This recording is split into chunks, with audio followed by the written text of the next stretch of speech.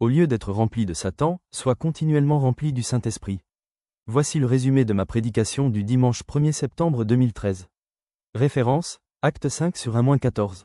5 sur 3. Alors Pierre lui dit, plus petit que Ananias, pourquoi Satan a-t-il pu s'emparer de ton cœur?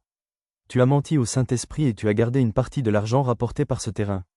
5 sur 4. Avant que tu le vendes, il était à toi, et après que tu l'as vendu, l'argent t'appartenait, n'est-ce pas? Comment donc as-tu pu décider de commettre une telle action? Ce n'est pas à des hommes que tu as menti, mais à Dieu, plus grand qu'eux. Satan, cherchant toujours l'occasion de détruire l'œuvre, trouva cette fois-ci un accès en Ananias. Ainsi Satan remplit son cœur au point de mentir au Saint-Esprit et donc à Dieu et non aux hommes. Dès lors je te pose cette question, frère ou sœur, t'examines-tu souvent? Qui a rempli ton cœur? Et qu'est-ce qui a rempli ton cœur? En tant que chrétien, nous avons Éphésiens 5h17. Ne soyez donc pas déraisonnables, mais efforcez-vous de comprendre ce que le Seigneur attend de vous. 5 sur 18. Ne vous enivrez pas, l'abus de vin ne peut que vous mener au désordre, mais soyez remplis de l'Esprit Saint. Il faut chercher le renouvellement de la puissance et il faut chercher la direction du Saint-Esprit chaque jour comme à chaque ministère rendu et à rendre. Astérisque. Quel est ton style de vie? Astérisque. Ne sois pas rempli de Satan et alors sois continuellement rempli du Saint-Esprit. Tu dois être dirigé dans la puissance et dans la sagesse du Saint-Esprit.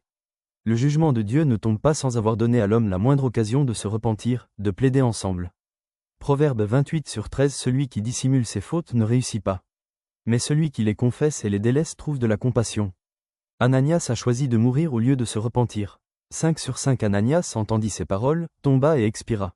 Une grande crainte saisit tous les auditeurs. 5 sur 6. Les jeunes gens se levèrent, l'enveloppèrent, l'emportèrent et l'ensevelirent. S'il avait répondu en disant la vérité, en répondant « non », il n'allait pas mourir. Il avait caché et attrapé, il a refusé d'avouer. Ananias est mort et on n'a pas perdu du temps dans le deuil et les cérémonies y sont relatives. Puis vient le tour de Saphira sa femme. Et nous savons que c'est à chacun son tour. Elle s'était accordée avec son mari pour tenter l'esprit du Seigneur. Mari et femme, ne vous accordez jamais dans le mal. 5 sur 8. Pierre lui adressa la parole. Dis-moi, est-ce à tel prix que vous avez vendu le champ? Oui, répondit-elle, c'est à ce prix-là. 5 sur 9. Alors Pierre lui dit, comment vous êtes-vous accordé pour tenter l'Esprit du Seigneur? Voici, ceux qui ont enseveli ton mari sont à la porte, ils t'emporteront. Elle aussi a refusé d'avouer. Saphira a choisi de mourir au lieu de se repentir. 5 sur 10. À elle instant, elle tomba à ses pieds et expira. Les jeunes gens, à leur entrée, la trouvèrent morte.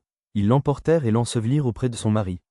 5 sur 11. Une grande crainte saisit toute l'Église et tous ceux qui apprirent ces choses. Saphira est mort et on n'a pas perdu du temps dans le deuil et les cérémonies y sont relatives. Après le jugement du péché et des pécheurs impénitents, l'œuvre a prospéré en toute sainteté. Aujourd'hui, des églises ne font plus cas de cette histoire qui avait amené la crainte respectueuse de Dieu et dans l'église et dans la vie des qui avaient appris ces choses. Où est cette crainte aujourd'hui? Eux ont prospéré. 5 sur 12. Beaucoup de signes et de prodiges se faisaient au milieu du peuple par les mains des apôtres. Ils se tenaient tous d'un commun accord au portique de Salomon. 5h13. Et personne parmi les autres n'osait se joindre à eux.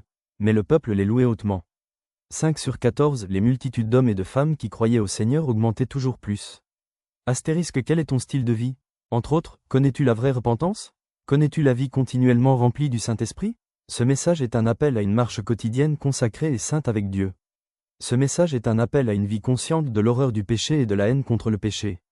Ce message est un appel à une vie quotidienne du renouvellement de la puissance et de la sagesse du Saint-Esprit pour diriger des vies et des ministères, pour chaque ministère rendu et à rendre. Ce message est aussi un appel à la crainte respectueuse de Dieu dans des vies et dans des églises de Dieu.